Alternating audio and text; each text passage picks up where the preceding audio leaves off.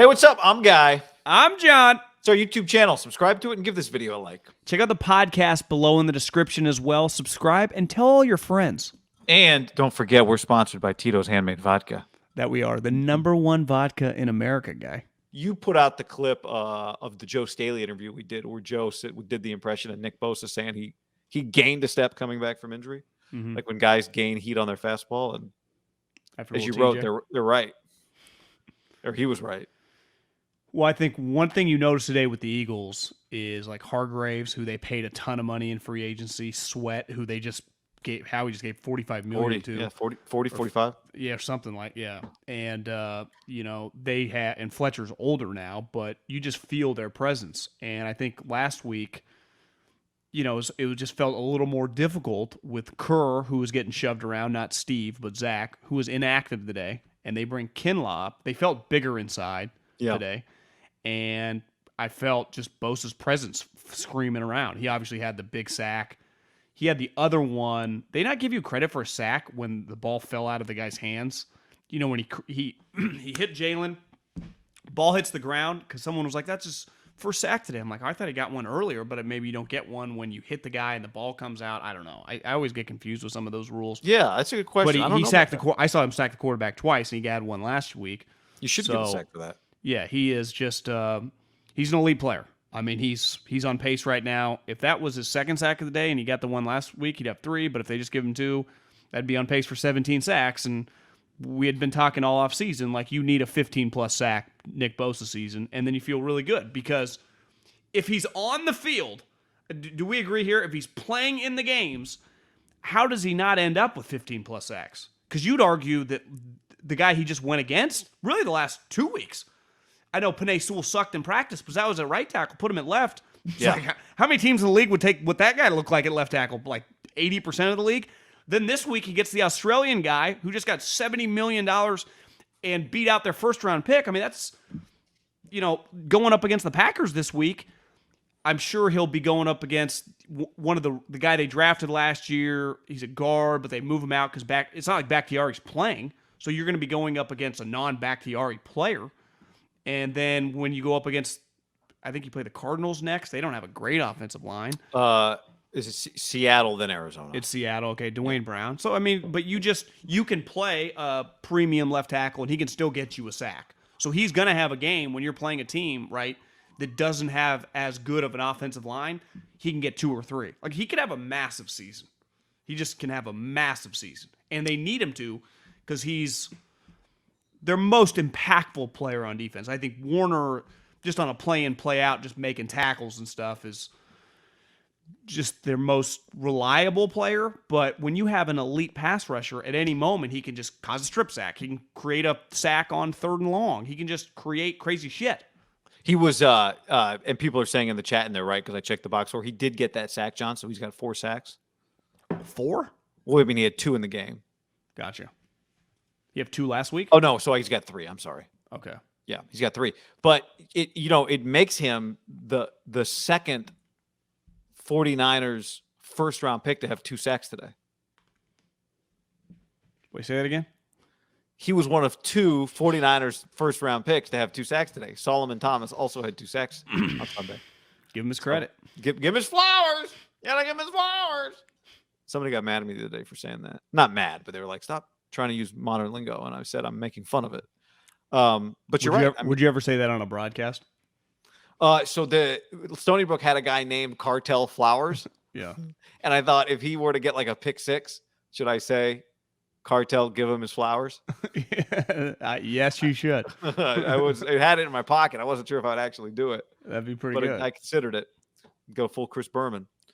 But I mean, yeah, it's. But I also think like today you saw for a second, if this guy can stay healthy, just his body, and you text me, you're like, Jesus, he's huge. He looks massive. And think how much money of defensive linemen there were today on the field. Fletcher Cox has been maxed out multiple times. Sweat just got a contract. Hargraves, they bought him from Pittsburgh. Barnett was a first-round pick I think he got a bad penalty today where he shoved a guy from behind. He was I think the 13th pick in the draft. Bosa was a second pick in the draft. Armstead's been paid. Kinlaw's the 14th pick in the draft. D Ford, who I didn't notice today, is really rich. He was there. So there was that game alone. If we just added up the draft value and cash compensation for all the guys, was relatively high. There was a lot of money of defensive linemen. And it's just because there's 7 defensive linemen in that game that every team in the league would want. But Kinlaw, he blocks a field goal. Like that's just something. Like that's an added value. Yes. And then a couple times you could tell early on. Sometimes the running back like, okay, I can't go there. I got to go there. Where last week it was like, I'm just going to run right down Broadway. Doesn't the wide 9 feel less wide when Javon Kinlaw's on the field? Yes. That's the best way it felt. That's how I would summarize it. Is all of a sudden the holes didn't look as wide. Because they're not. Last week, the wide 9 looked like it sounds. Yeah. Wide open gaps. Wide open gaps. You're right. This is why. Well, it's not like he has a 40-inch vertical, so he's just he said 33. 6'6". He did? 33 is what he said. Yeah. Which is. Yeah, that's pretty insane. It's insane. This is how you get drafted in the first round. You look like him, and again, like when he plays. What was I going to say? 20-inch vert. He's an SEC top 15 pick. He does make plays, right? Yeah. Like he makes plays that the interception return for a touchdown last year against the Rams was. Just to watch that person make that play is eye-opening. John, let's take a moment to tell the people about MyBookie.ag, promo code HAM1.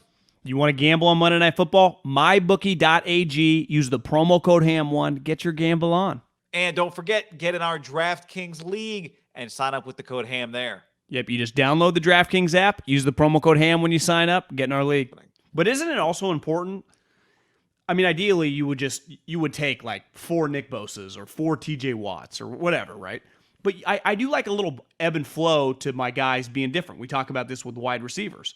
You want one guy to be a speed guy. You want other guy to be a possession guy. You want everything to kind of balance out. With Nick, like it's him, Kinlaw right next to him is the perfect, like that's a good little mix and match. Now, would I take, a great pass rusher next to him? For sure.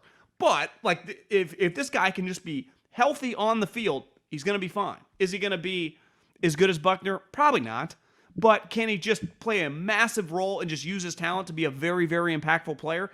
And maybe you could do a deal with him if his knees turn out to be okay and he give you a 7-year career.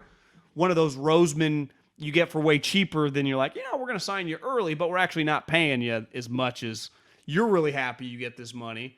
But if you if Sweat hit free agency, you probably get $58 million instead of 40. Right. But it's like they put that money in front of him, and he's like, well, shit, we got 16 games left. Shit, I'll sign it. I like being here. There is something to be said about that. And I've had, especially if you've had a physical ailments, right? So you go, well, I'll opt for some security here. Well, think about this, too. So when the team that drafts you plays you, and then you excel, and then wants to keep you, like, isn't that just like where else having you and I have been at a place where we were liked and then all of a sudden we weren't? Like, it is good to be places you're liked, right? Yeah, I was liked. Everything was going fine. I'm kidding. You weren't liked, but they were cool keeping you. Yeah, that's right. That's right. I was liked more than I should have been. Maybe not. Maybe I was hated. I don't know. It's hard to tell. It really was bizarre. Because there were a couple times when it was like, if I was the person on the opposite, I would like me way more than him. Yet when the dust settled, like it felt like you got a pass on some of the shit. Yeah. I was very sneaky. It might have just been a simple body count, like they didn't have a choice. They needed you. The heads needed the roll. P-Tac on YouTube says Bosa is the best NFL defensive player. He might be. He could be the defensive player of the year. This would not be, and that's the thing with him, right? Is if he plays a full season, then every full season he plays, he's going to have a chance to be the defensive player of the year in the NFL. I did a elite white guy poll and threw it out there to a couple people last week. Who would you rather have, TJ Watt or the Bosa brothers, or Max Crosby?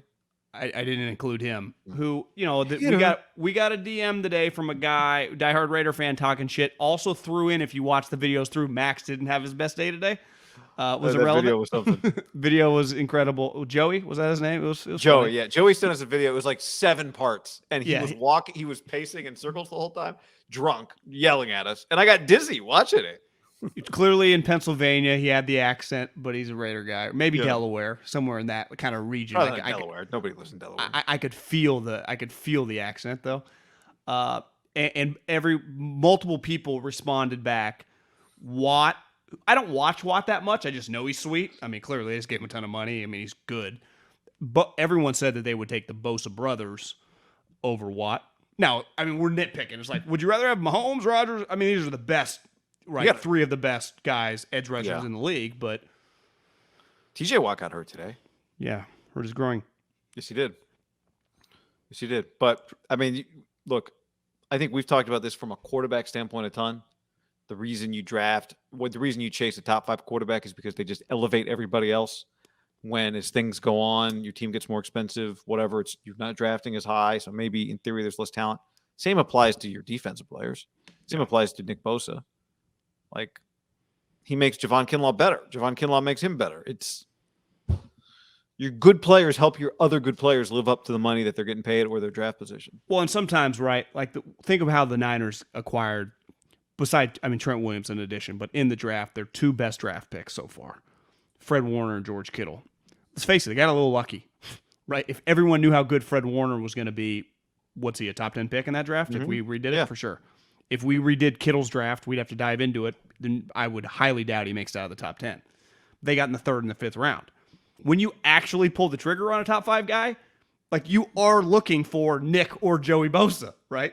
Because we've seen it. It's when Solomon Thomas and Cleveland Farrell, those guys, when they drafted the Raiders and the Niners, took those 2 guys. Maybe they didn't think maybe they could be a Bosa brother, but they thought they could be a very impactful player. They would not have pulled the trigger, right?